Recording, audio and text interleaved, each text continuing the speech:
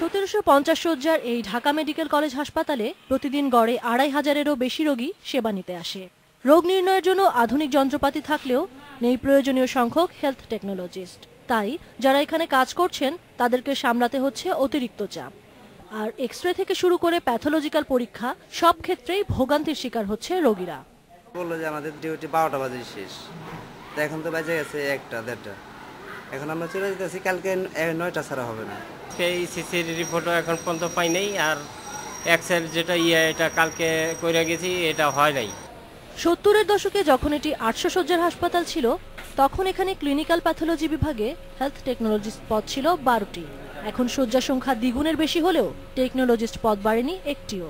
সম্পূর্ণ রোগীর যতটুকু রোগী আসে ততটুকু আমরা কাজ করতে পারি না, জনবল কম বিদায়।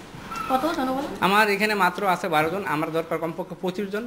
গত কয়েক বছরে দেশের বেশ কটি হাসপাতালকে 100 ও 500 শয্যায় উন্নীত করা হলেও টেকনোলজিস্টের পদ বাড়েনি। আর নতুন যেসব হাসপাতালকে মেডিকেল কলেজ হাসপাতালে রূপান্তর করা হয়েছে, সেখানে কোনো টেকনোলজিস্টের পদ রাখা হয়নি। যদি একটা পোস্ট থাকে, সেই ক্ষেত্রে ওই টেকনোলজিস্ট যদি না থাকেন, যেমন সে প্যাথোলজি টেকনোলজিস্ট, সেই ক্ষেত্রে সেই কার্যক্রমটা হাসপাতালে বন্ধ হয়ে যায়। এই পদগুলো হচ্ছে বিশেষায়িত পদ এবং টেকনিক্যাল পোস্ট, এগুলো যাকে বলে। আমরা চাইলেই যে কোনো সময় এই 1:3 হিসাবে লোক নিয়োগ করতে পারবো না।